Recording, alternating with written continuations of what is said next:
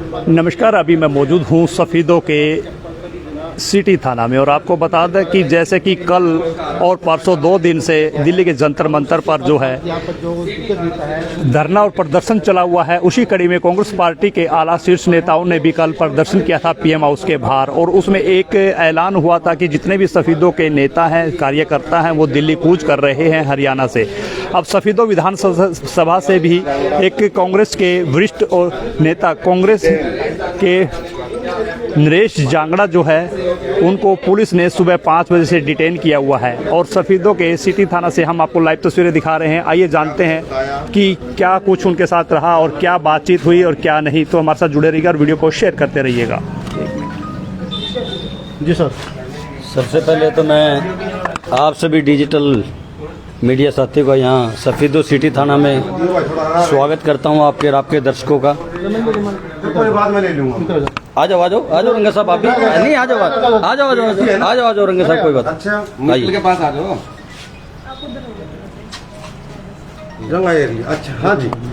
मैं आप सभी डिजिटल साथियों का यहाँ पर पहुँचने पर सफीदों सिटी थाने में हार्दिक स्वागत करता हूँ और अभिनंदन करता हूँ। साथियों, आप सब ने जिस तरीके से सूचना मिली है आज कि मुझे सुबह 5 बजे से सफीदों पुलिस SHO श्री थाना प्रबंधक राणा राजकुमार राणा जी ने मुझे सुबह से ही नज़रबंद किया हुआ है और आप सब ने पता है, पूरे देश ने, मैं तो कहूँगा कि पूरे विश्व ने पता है कि जिस तरीके से जंतर मंतर पर हमारे बेटे और बेटी और हमारे छात्रों को जिस तरीके से भारतीय जनता पार्टी ने उनके ऊपर अत्याचार किया है, ये बड़ी ही दर्दनाक और शर्मनाक जो घटना भारतीय जनता पार्टी ने की है, हम इसकी कड़े शब्दों में निंदा करते हैं।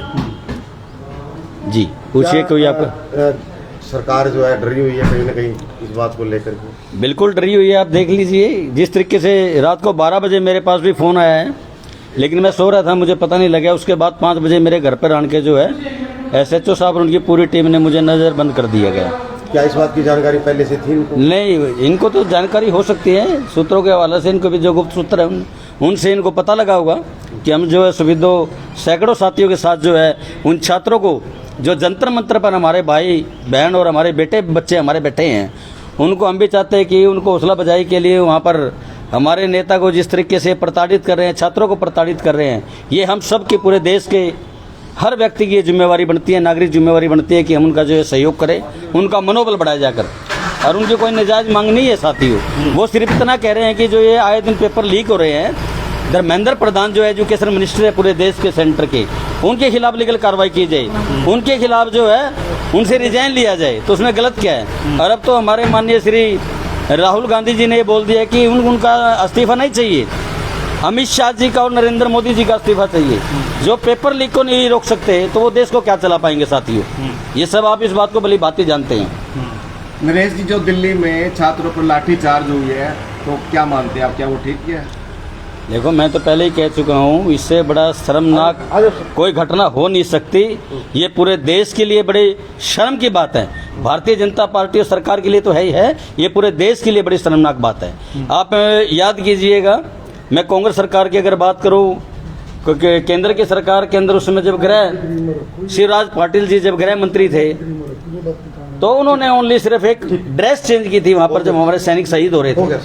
और इतनी सी बात पे जब मीडिया ने ये बात उठाई कि गृह मंत्री जी जो है हमारे देश के जवान शहीद हो रहे हैं और हमारे देश के गृह मंत्री जी जो है ड्रेस बदलने में लगे हुए हैं, इतनी बात पे कांग्रेस पार्टी ने उनसे रिजाइन ले लिया था साथियों। ये सब आप सबकी जानकारी के लिए मैं बता रहा हूँ। मैं तो साथियों इतनी बात कहना चाहूँगा, जब जब जुल्मी जुल्म करेगा सत्ता के गलियारों से चप्पा चप्पा गूंज उठेगा इनकिलाब के नारों से। अब पूरे भारत और देश की जनता जाग चुकी है। भारतीय जनता पार्टी और नरेंद्र मोदी और अमित शाह जी को अपने पद से इस्तीफा देना पड़ेगा साथियों। ये नरेश जांगड़ा की आवाज को नहीं दबा सकते, ये देश के नौजवानों की आवाज को नहीं दबा सकते, किसान मजदूर की आवाज को नहीं दबा सकते साथियों। आप सब मुझे जांगड़ा जी लगभग 1-1.5 महीना हो गया आपने धरना देने की बात जो MG रोड पर की थी, लेकिन अभी तक उसका कुछ भी सुधार जो है वो नहीं हो पाया। तो क्या लगता है कि कांग्रेसी नेता जो है वीडियो सोशल मीडिया पर ज़्यादा दिखाई देने के बजाय धरातल पे कम दिखाई दे? नहीं, मैंने पहले बोला था, बिल्कुल आपने बात ठीक उठाई। आपने जो MG रोड की बात की, हमने 1 महीने का अल्टीमेटम दिया था, लेकिन उसी बीच में बीजेपी भारतीय जनता पार्टी की जो है रैली आ गई थी, जिसके कारण माननीय एसडीएम महोदय से हमारा मिलने का प्रोग्राम था, लेकिन हमारा प्रोग्राम ये बना कि उनकी रैली के बाद हम एसडीएम साहब से मिले और प्रशासन ने भी हमारे को पूरा आश्वासन दिया है कि आप 1 हफ्ते का और हमारे को समय दीजिए, जल्दी एमजी रोड चालू होने वाला है। अगर एमजी रोड 1 हफ्ते के अंदर नहीं चालू होगा तो जल्दी हम धरना देंगे। जी ओके, थैंक यू। ठीक, तो आइए अब बात करते हैं तो आइए अब बात करते हैं। इस वीडियो को ज्यादा से ज्यादा शेयर करते रहें।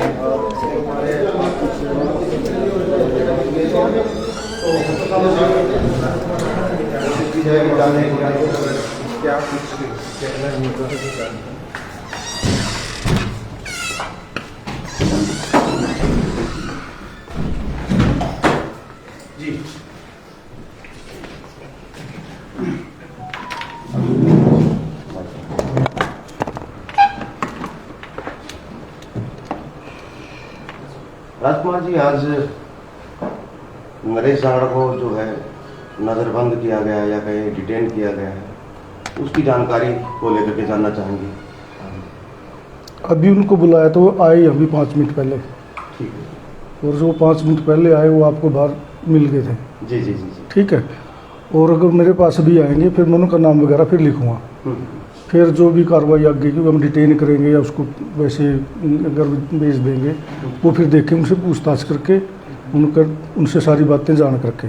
अभी वो 5 मिनट पहले आए थे, वो भी थाने के बाहर ही थे, अभी वो आपको मिल गए थे। अभी मेरे पास आएंगे तो मैं उनसे पूछताछ कर लूँगा और उनकी जैसी कार्रवाई, हाँ, जो जैसी बनेगी वो आपको बता दिया जाएगा। तो ये फैसला क्यों किया गया सर, जितने भी कांग्रेस के लीडर्स हैं या किसान नेता हैं हमको डिटेन किया जा रहा है? नहीं, मैंने तो कोई डिटेन वाली बात नहीं कही। वो तो ये जांगड़ा तो नरेश जांगड़ा तो बड़ा अच्छा आदमी है, इसने तो कोई मेरे को बल्कि ये बोल रहा था भी सर कोई बात नहीं, मेरे को और भी घरेलू कार्य है स्पीडों में और मैं अपने कार्य कर लूँगा। मैं ठीक है जी, कार्य कर लेना।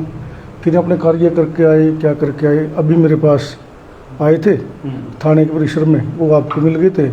अभी देखता हूँ बाहर है कहाँ है, फिर उनको बुला के फिर उनको पूछूँगा कारण क्या रहा जो यहाँ पर उनको बुलाया गया तो उसका कारण क्या रहा है? उसका कारण यही था कोई शांति व्यवस्था भंग ना हो, और शांति व्यवस्था भंग ना, उसका नरेश जी ने वादा किया था भी हम कोई शांति व्यवस्था भंग नहीं करेंगे, लॉ एंड ऑर्डर किसी प्रकार की भी उसको मेंटेन रखेंगे। लॉ एंड ऑर्डर को मेंटेन करने के लिए सफीदो पुलिस की क्या भूमिका है? जो इस प्रकार के लगते थे भी कोई लॉ एंड ऑर्डर को मेंटेन नहीं रखेंगे, मैंने उनको समझाया और वो मेरी बात समझ गए, और वो समझने के बाद उन्होंने मेरे को सेव किया, सेव कर रहे हैं। सर, नरेश जांगड़ा के अलावा और कितने जो नेता हैं इस तरह के जिनको डिटेन किया जाएगा, जब उन पर कार्रवाई या उनको पूछताछ के लिए समझाने का प्रयास किया गया? कई लोगों को समझाने का प्रयास किया गया, और जो नरेश जांगड़ा की बात है या किसी और की, अभी तो कोई ऐसी व्यवस्था नहीं हमारी खराब हुई भी हमने किसी को डिटेन करना पड़े हो। अगर आगे ऐसा होगा तो फिर देखा जाएगा, और अभी नरेश जांगड़ा से मैं बातचीत करनी बाकी है, उनसे मैं बातचीत कर लूँगा। जी जी, ठीक है। अगर वो अच्छे से हमें कोऑपरेट करेंगे, हमें क्यों डिटेन करना है, क्यों किसी को परेशान करना है, हम किसी को परेशान नहीं करेंगे बेवजह। मीडिया के माध्यम से अन्य नेताओं को क्या कहना चाहेंगे सर? शांति व्यवस्था बनाए रखिए, बस यही है, लॉ एंड ऑर्डर।